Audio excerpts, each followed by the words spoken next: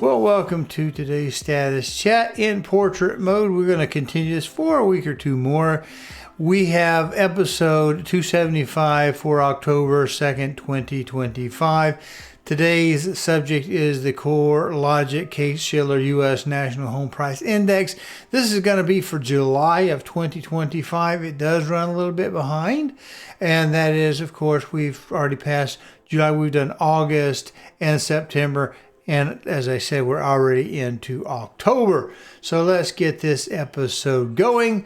Reminding you, of course, that you can find our status chats on the YouTube page. And we ask you to do the click, like, and notify bell ringing thing so that you get the notification when we get these things uploaded. They can vary sometimes on Friday when they hit.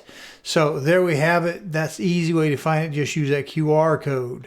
Now, like I said, this does run a little bit behind, but this is news for this week as it just was released as of September the 30th of 2025. That will put it around 9 o'clock in the morning. I was going to say 9:30. So let's look at that article.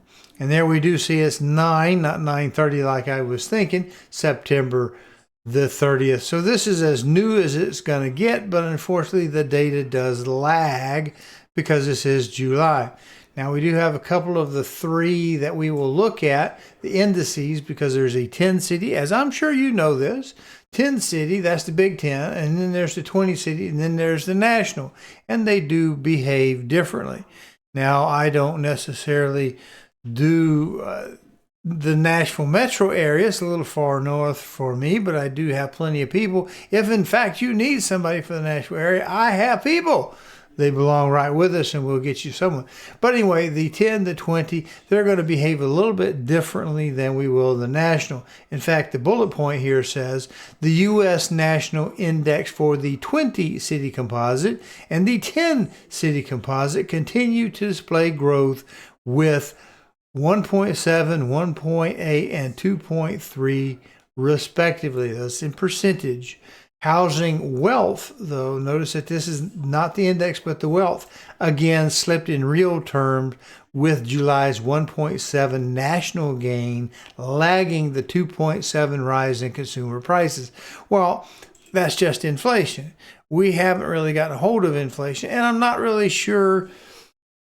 I want the lower cost of money rate that Chairman Powell was so kind and gracious to let us have, but it doesn't necessarily translate into mortgages because there are different mortgage markets are different than the bond markets, which is different than the banking lending money thing. So there can be something in there. What I'm more concerned with is, did we do this for political reason, and will we see more inflation? When we get back to the spot right here, it talks about the housing wealth slipped again in real terms because July's 1.7 national gain lagged the 2.7% rise in consumer prices. Now this is July again. We just exited September. So we haven't really seen what those prices are going to be. Again, they're going to also be behind, but you get the idea. We're going to have to keep an eye on it. 15 of the 20 major metros fell month to month in July, underscoring a broad cooling even during the peak buying season. And we've seen that. That's old news for us. Now, we can go down here if I can get a little bit off this analysis. We're not going to spend a lot of time with it. July's results reinforce that the housing market has downshifted to a much slower gear, said Nicholas Godek, CFA, CAIA, CIPM, head of fixed income, tradables, and commodities at the S&P Dow Jones Indices.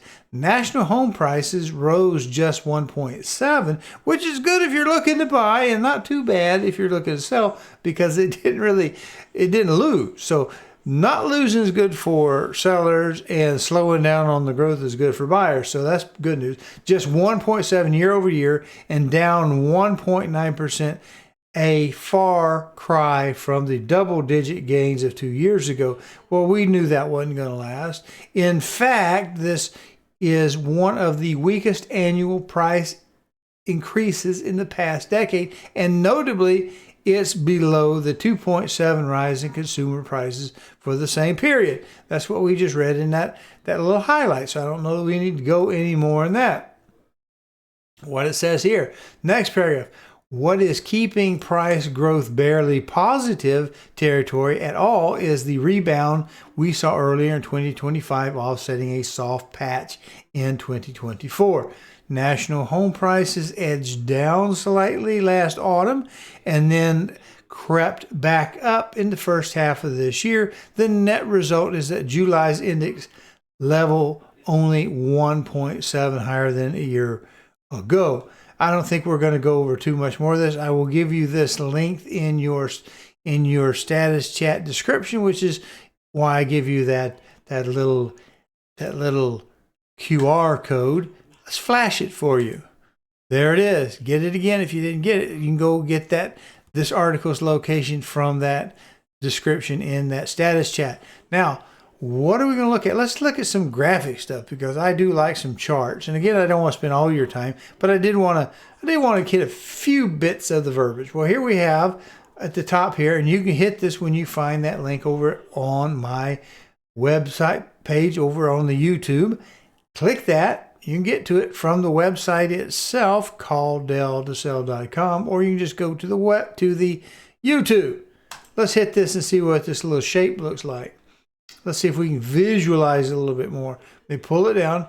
And yes, you see we got us a little swag going on here. We are down. That's the negative sounding news, but it's not really significant, really, is it? From the peak so far in 2025, 362.93 to 361. See, that's not really all that big, is it? We did swag out before, and year over year, we are talking about July of 24. That's at the beginning of the range, 353. So we're still up at 361. I personally think that's a pretty good little bit right there. Now that is the 10 city, the 20 city, a little broader. We'll look at that shape. It's going to look very similar, a little more narrow, you'll notice, because it's the 20 cities instead of the 10, 341 versus here the 335.83. Now when we get to the national, let's go take a look at it.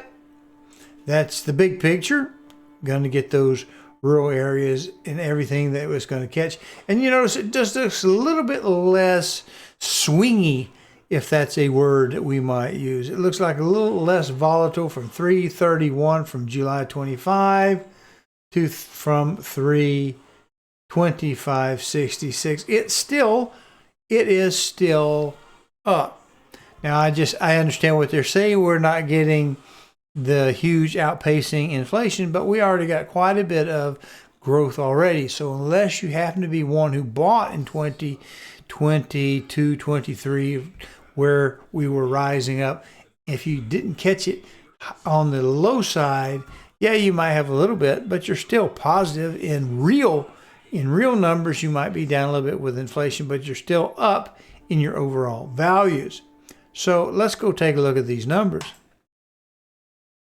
Last week, 9/25 of 25, we had 29,806 available. That was down over the previous period, which of course we're looking at July's numbers, but this is obviously 9, so 4,389 under contracts. They also decreased, so we're going to have a good idea that our market, if it's reflective of the national and the Big 10, we're going to see that we're trending on down. In next case, Schiller, we should see some more kind of trending down. It should still, I would think, be year over year up. Now, we want to add in this week's 10/2 of 25. That would be October. So we have 29,319 available. That's a little bit off of where we were. 4,149 in the under contracts. It's also down, and the under contract ratio dropped as well. Now, we do know that we have seen, since this week showed up, that we have seen a change in the Fed rate money. But what did we see last week? We actually saw, if I'm not terribly mistaken, we saw mortgage rates increase a little bit, didn't they? And we can go back and check it right before we leave. According to Mortgage News Daily, that's our site. It also have that in the description on the status chats page over on YouTube, 30-year fixed mortgages. We see that we cut the rates and the prices went up. But we do see the blue, which is usually the leading because it is Mortgage News Dailies versus the 2 weeklies.